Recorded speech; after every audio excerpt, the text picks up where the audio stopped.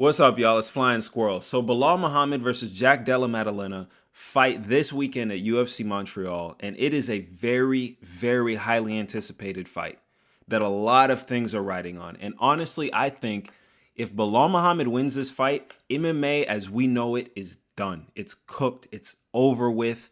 The dark ages are upon us. Okay? Some of the most exciting fighters in the entire UFC are in this weight class. And so we have been itching to see this belt get defended for quite a while. You got Shavkat, you got Dela Matalena, you got Joaquin Buckley, you got Jack Maddalena, you got Kamaru Usman, you got Sean Brady, you got Ian Gary, and you got Maddalena. We need some title shots, and finally we've got one. And so I've been looking at Belal Muhammad and Maddalena's styles lately, and Jack's best bet is a TKO. Belal Muhammad's best bet is an absolute slumber party. You just got to realize Belal Muhammad does not beat JDM in a fan-friendly way, and that's just the truth. Like, Belal Muhammad, he's not going to stand there and outstrike Jack Maddalena. You think he's going to pull his shorts up and say, come on, little boy, and then spit some blood out, start trading in the center of the octagon and just slug it out? No, dude. Belal's not finna do that. You think he's going to catch JDM with a perfectly timed uppercut and then JDM's just going to slump to the ground? He's not going to do that. You think he's going to take his back and squeeze him like a python until he falls asleep? No, dude. He's not going to finish JDM. We got a better chance of Conor McGregor passing a drug test than we got Belal Muhammad finishing this fight. And that's just how it is, man. This is going to be a dirty job for Belal Muhammad. It's going to be hard to watch. He's going to have to take Jack Della Matalena down and hold him. That is how he wins this fight. Because the takedown defense of Jack Della Matalena is his weakness. But the takedown offense of Belal Muhammad is his strength. Let's look at the stats from their last two fights. When Jack Della Matalena fought Gilbert Burns, he got taken down 7 times. 7 times. When Belal Muhammad fought Leon Edwards, he took Leon Edwards down 9 times. Okay, these are almost like opposite. This is like yin and yang. But I can guarantee you this man, Belal Muhammad, is licking his chops. He's watching JDM film with a napkin tucked into his shirt. Those legs are open like the Kardashians if you're an NFL player. But here's why it's going to suck, though.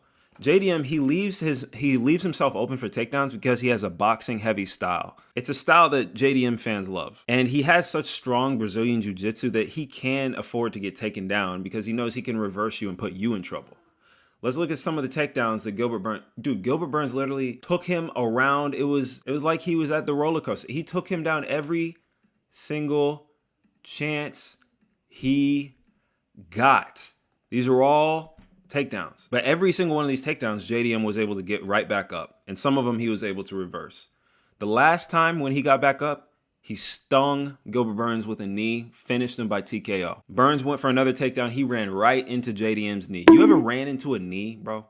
Have you ever ran into it, like for a tackle or a takedown or even in sparring? Have you ever had a knee hit your face, bro? It feels like you're the nail and someone else is the hammer. It feels like your life is over. Like you start thinking about green fields and you start seeing stars and you go to another dimension. It's over. You go to another dimension without taking shrooms. It's a knee to your you feel like a Humpty Dumpty. Guys, I hit my head on my car putting in groceries the other day. I could hear the announcers in the Walmart parking lot saying it's all over. Bro, I was just trying to put a pineapple in my back seat. I'm expecting to hear Bruce Buffer say, "The winner by TKO." It's awful.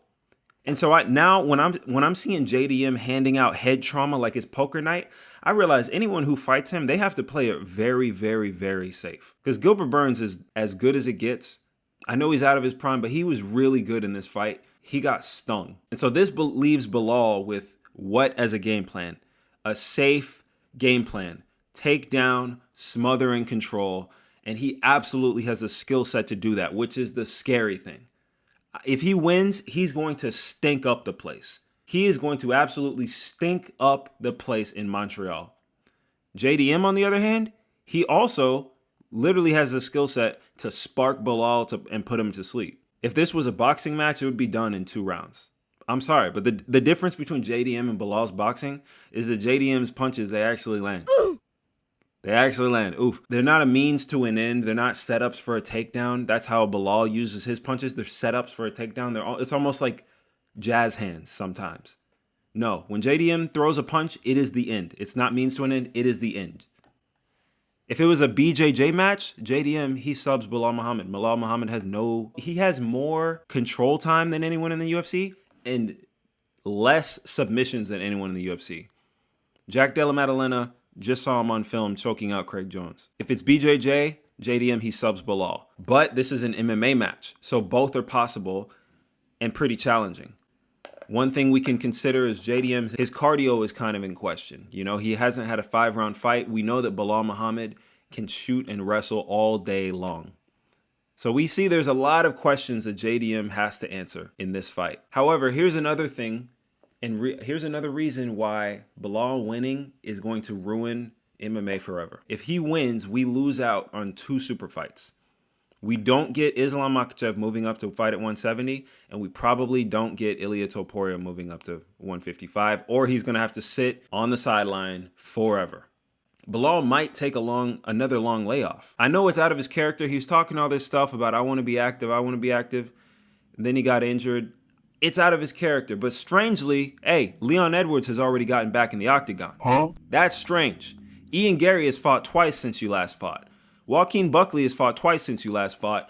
Buckley and Usman, they about to fight in Atlanta. I'm about to be out there in Atlanta with a slushie from Quick Trip, stuffed to the gills with some fried catfish and collard greens. Boy, stop playing with me. I'm finna be out there. But it's just out of character for Belal Muhammad. And we can't blame him for an injury. It's just, you know, you said you were going to fight before the year was over, Belal. Like, I feel like a girlfriend. It's just that you said you were going to do it and you didn't. And I know that you had a bone injury, but it's just that and I know that you had Ramadan, but it's just that you said you were going to fight.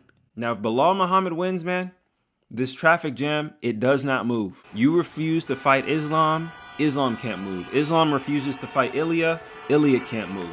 That's 2 gridlocked weight classes. That's 2 gridlocked super fights. All from the possibility. This all rides on Belal Muhammad throwing imaginary punches to take down entries on JDM for 5 rounds. Okay, this is a bad scenario. This is a bad scenario, and a lot rides on this fight. I like Belal Muhammad, but we need JDM to sleep him for the culture.